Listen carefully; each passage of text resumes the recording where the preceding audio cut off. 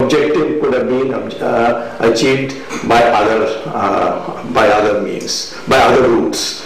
So arbitrariness is a matter on which the courts always intervene. Whenever a government makes an arbitrary decision, courts intervene in judicial review. Second thing I said, the government is unreasonable, because I had been writing letters to the government saying Rama Setu, because of this report of the Geological Survey of India, is worthy of being considered as an ancient monument. It's a civil engineering marvel. So make it, investigate and find out whether it is worthy of being declared as a national ancient monument. I didn't say that it should be a religious institution or anything like that, and I said ancient monument. The government was flatly refusing. They were writing me letters, no, we are not interested, we are not going to do it. So I said this is unreasonable, because the Ancient Monuments and Archaeological Act says that if anyone brings information to the government that such an ancient monument exists, the government is duty bound to investigate. So I said they're being unreasonable. And third I said, which irritated them no end, that this decision is afflicted by bias. And courts have always intervened when you have proved bias in decision making. I said bias is that Karunanidhi is got a phobia about Ramchandraji, and therefore he is deliberately selecting this route because he wants to humiliate the memory of Ramchandraji, and therefore Karunanidhi should not be, and his chelas like Balu should not be part of the decision making. The whole decision making should be redone minus them, and that is.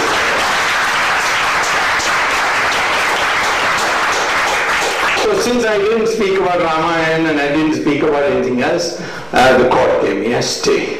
And that stay got last August. After that, this whole process began of argumentation, etc. And final, after lots of adjournments, because the government did very stupid things like filing an affidavit saying, challenging me, saying that Ram doesn't exist. And there was a big roar, and the VSP arranged chakka jam throughout the country. And so they got frightened and they withdrew their affidavit, and then they took 6 months to file a new affidavit. And finally in May, the hearings, 1st of May to 6th of May, the hearings were held. And in that, many of us participated, because there were many petitioners after me. Many others came and affiliated themselves. Jayalalitha also said, I want to be also part of this. So she also filed a petition. Then Rama Gopalan's petition was there, and some Kalyan Raman's petition. There were so 5, 6. So we brought a top lawyer for each of them. But for me, I did not have keep a lawyer. I went myself. I'm an economist, I'm not a lawyer. But I had the blessings of the Acharyas, Swami Dayanand Saraswati. I had the Shingeri Swami, who said you must do it. And I had the general approval also of Ashok Singhal, he said that I believe, of all politicians, I believe you the most, so you go ahead and do it. So therefore, first I made all Soni Sarabji, Parasaran, Venugopal, I said you go first. And they went and battered the court on the technicalities, on the constitutionalities, etc. And finally my turn came, and I spoke for 8 hours.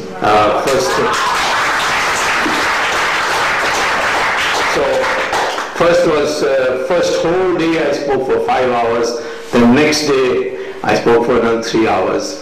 And at the end of that, the court had to, I spoke for so long that we came near the vacation time, because the court had to rise for vacation. But what surprised me is that the court then issued direction to the government without hearing the government. That was what's interesting. Go back to the drawing board and find out why you cannot have an alternative route. And come back and report to us, because then we can challenge that report if they came and said, no, there's no alternative. I have in fact suggested one extra alternative. I said, if your objective is to go from Tuticorin to Chennai to Kakinada, Visakhapatnam, Calcutta by the shortest possible route. Then what you do is you convert Tuticorin into a container port. And when the ships come, they will leave the goods, have railway lines start from the port and go all along the coast to Calcutta. So the goods will be then put in railway wagons and then taken, or have a freeway, expressway, or a turnpike. These I proved by economics, and it's there in my book, that are cheaper than this Setu Samudram project. In fact, the development spillovers would be much more. So they have to look at all that now. And I pulled out from the minutes of the Setu Samudram project meetings to show that the Planning Commission had suggested that you please look at this also. And they rejected it, saying, no, our mind is made up, we're not going to look at it. And so the court pounced on that also and said, have a look at this. That's one. Second, the government said you are duty bound to conduct an archaeological survey to find out whether Rama Setu is worthy of being named as an ancient monument. Do the investigation and come back. And the archaeological surveyors now have given a public statement that in order to meet international standards for this investigation, it will take us another 4 years. So for 4 years, meantime, I hope there will be a good government, a nationalistic government. Rama Setu will be good. I'd like to say one thing, that one of the questions that is posed to us is, to me particularly, why you are allowing religion to block development. This contradiction, that you are blocking religion development by raising religious issues. Now, this is a nonsensical question according to me, because it's got nothing to do with religion per se. There was an alternative way of doing things. They have decided not to do it. I am not saying that don't have the project at all. Have the project, but there are other ways to do it, and you do it that way. And this has been our practice, that we have adjusted religious demands whenever it is possible. For example, I had received a letter from a man called E. Sridharan, who is the head of the Delhi Metro. And he has made a tremendous name by producing world-class metro in Delhi. And I had learned that he had some difficulty in scheduling the route or route alignment of the Delhi Metro from All India Medical Institute to Gurgaon via Qutub Minar. So I wrote him a letter and told him that this is what I heard. I would like a clear-cut explanation as to what really happened. So he wrote me a letter which I filed in the Supreme Court and read in the Supreme Court also.